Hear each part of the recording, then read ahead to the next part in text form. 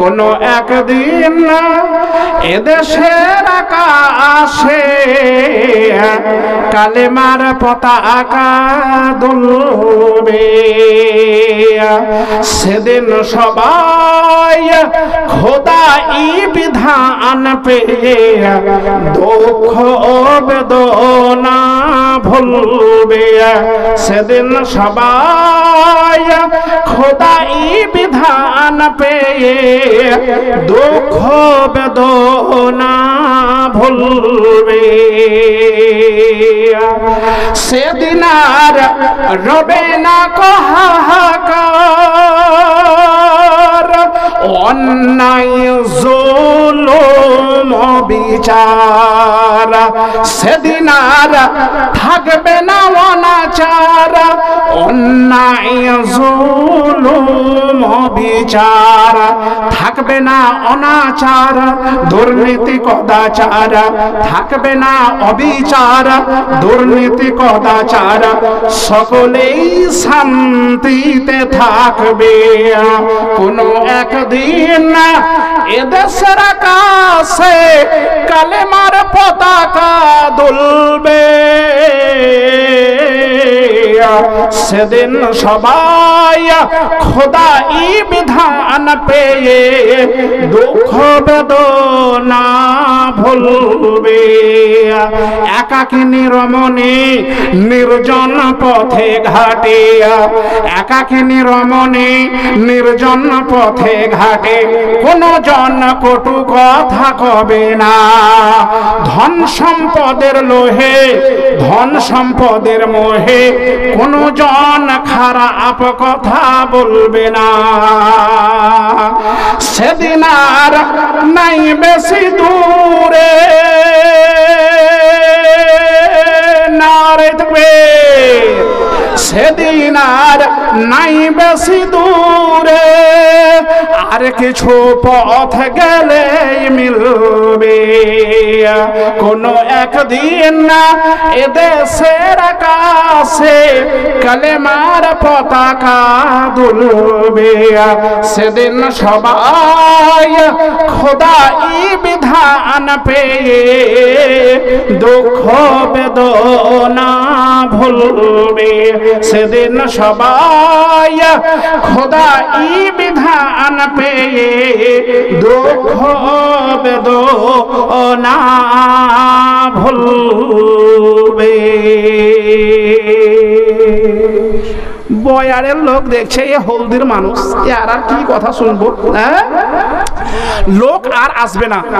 ফলে আমি আলোচনা, এরকম আলোচনা 3 ঘন্টা 4 ঘন্টা করার এরকম দক্ষতা ক্ষমতা যোগ্যতা আল্লাহ দিয়েছেন। ফলে ওটা তবলিগি জলসা হলে অ্যাকচুয়ালি বিষয়ের উপরে আলোচনা করা যায়। অনেক জায়গায় হয়েছে, ইতিমধ্যে না হওয়া নয়, কিন্তু এলাকার মানুষ আদায়কারী ভেবেই জানে তো, আর সুযোগও পাওয়া যায় না বড় বড় জায়গায়। এই দেখেন আমি এইখানে, তবু আস্তে আস্তে টাকা হাতে দিয়েছি। তখনই যদি আমি আদায় করতে লাগতাম তো ইয়া বলা হতো না। তো যাক, আমি এইবারে বয়ারের আদিঘি পাড়ার এই মসজিদ এক সময় খুব কুটির অবস্থা ছিল, ছোট্ট। সেটা বড় হয়েছে, পাকা হয়েছে, নিচে টালি মার্বেল হয়েছে, সুন্দর হয়েছে, মনোরম, মন ভরা তৃপ্তি ময় একটা মসজিদ হয়েছে। এরকম হওয়া দরকার। ফলে আপনাদের মহিলাদের হয়তো নামাজ পড়া সেখানে যাচ্ছে না, দুতলার পরিকল্পনা। আপনারা পাড়ার মানুষ যারা রয়েছেন, মসজিদের দায়িত্বে রয়েছেন এবং সবাই গ্রামবাসী, আপনারা আজকে এই জালসার মাধ্যমে সকলেই যদি একটু চেষ্টা রাখেন, ইনশাল্লাহ দোতলা হবে। তো দোতলা করতে গেলে প্রথমত আপনাদের এই যে টাকাগুলো দেবেন, আচ্ছা টাকা যারা দেবেন না, বা হয়তো টাকা দেওয়ার পরেও কেউ যদি ভাবেন যে আমি ট্রাক্টর ইট দেব, এটা লিখাতে পারবেন আজকে। কেউ বালি, কেউ পাথর, কেউ সিমেন্ট, কেউ রড, এইগুলো মেটেরিয়ালস যেগুলো দোতলা করার জন্য। এইগুলো আপনাদের বললাম কেন, অনেকে গোলার মালিক আছেন, তারা হয়তো গোলা থেকে তারা যা ব্যবসা করেন পাথর, বালি ইত্যাদি এইগুলো লিখাবেন। এক ট্রাক্টর, দুই ট্রাক্টর, যে যেরকম ভাবছেন পারবেন। এটা আল্লাহর ঘর, এটা কাউরির পৈতৃক সম্পত্তি নয়, কাউরির নিজস্ব, কেউ এতে শক্তি খাটাতে পারবে না। এই জন্য মসজিদের নামে আগে জায়গা রেজিস্ট্রিকরণ দরকার, তারপরে মসজিদ। সেটা হচ্ছে উপাসনালয়, ইবাদতখানা আমাদের। এইটা একতলা পরিপূর্ণ হয়েছে, দুই তলার জন্য আমাদের প্রস্তুতি। ফলে খাস করে আমার মায়েদেরকে বলছি আজকে যে আপনারা যাতে দুতলাতে উঠে নামাজ পড়তে পারেন, এর জন্য এই জলসা, এর জন্যই এই দোতলার পরিকল্পনা। ফলে মায়েরা আজকে 100 জন 1000 করে টাকা দেবেন। মায়েরা আমার কথা শুনছে না, গল্প করছে, গো কাকে দিবা খবর নেব। মায়েরা এক জায়গায় বসতে পেয়েছে অনেকদিন পর, বলে হ্যাঁ বাবু, হ্যাঁ বাবু, একটু গল্প করিয়ে নে। এই জন্য আমাদের কথা খুব কমই শোনে, তবে সবাই তো তা নয়। মায়েদেরকে কি বললাম যে 1000 করে টাকা মায়েরা 100 জন দেবেন, বাকি 500, 200, 100 এগুলো বাকি সবাই দেবেন। এবারে মায়েদের কেটে বেরানোর কোনো উপায় নাই যে এত টাকা আমরা আবার কোথায় পাবো, ইনকাম নাই, ফিনকাম নাই। মায়েরা আগে এরকম বলতেন, এখন কিন্তু ইনকাম লাগে না, মাসে মাসে খালি চা করে 1000 টাকা ঢুকছে। আপনাদের বয়ারে ঢোকে না? ঢোকে না? এরা আবার বলবে না যে যাদের আসছে ওদেরকে শোধাও, আমরা কি বলবো, চুপচাপ বসে আছে। আচ্ছা, এই গ্রামে লক্ষ্মীর ভান্ডারের টাকা মায়েরা পায় না? পায় না? আচ্ছা, মানে আছে। তো এই গ্রামে আমি 100টা চেয়েছি, কিন্তু এরকম মহিলা 800, 1000 হবে যারা পান। তো 100 জনের কাছে চেয়েছি 1000 করে টাকা, আর মায়েরা 12 মাসে 12,000 টাকা পান। তো 1000 দিলে ক হাজার থাকে? হিসাব বলেন, ভুল হলেও কোনো জরিমানা লাগবে না। 11,000। এই 11,000-এ আপনি আপনার যা মন কিনবেন, হাঁড়ি কেনেন, দই ঢাকনা, তারপরে আলতা, ফিতা, লিপস্টিক, সোনো পাউডার ইত্যাদি, ওরা আপনার ব্যাপার। 1000 টাকা করে মসজিদে দেন। কারা আছেন মায়েদের মহলে যাবেন, মায়েদের যাদের ভান্ডারি টাকা আছে, দেখ আর না দেখ, নাম লেখে 1000 টাকা বসাই নেবেন। এরকম লোক যেতে হবে ভিতরে।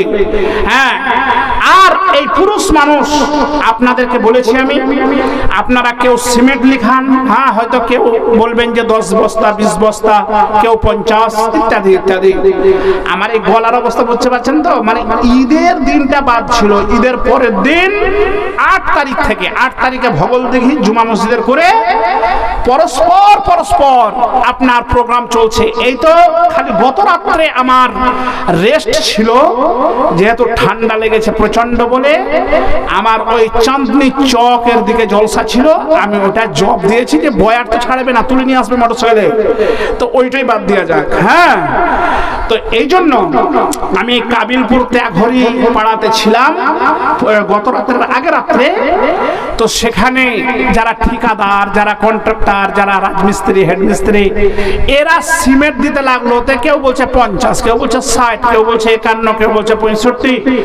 একদম এই করতে করতে 10 ট্রাক্টর পাথর, 5 ট্রাক্টর বালি আর সিমেন্ট তো গণনা নাই, টাকা পয়সা সহ ইটও হয়েছে। একদম মসজিদ ফিনিশ হয়ে যাবে। আজকে আদদিঘি পাড়ার যারা আছেন তারা তো আসবেনই, আমি বাকি গোটা গ্রামের, বয়ার গ্রামের গোটা মানে সমস্ত মানুষকে আমি এই কথা বলবো যে ঘর হচ্ছে আল্লাহর, এটা মসজিদ হচ্ছে আল্লাহর ঘর। কেউ হয়তো বাহ্যিক ভাবে নেতৃত্ব দেন, দেখভাল করেন, ওটা আলাদা ব্যাপার। আপনারাও সকলে যে যেরকম ব্যক্তি আছেন নিশ্চয় সেইভাবেই দেবেন, কেউ না দিয়ে যাবেন না। প্রত্যেকের এটা দায়িত্ব, সারা পৃথিবীর সকল মসজিদ, সকল মুসলমানের সম অধিকার।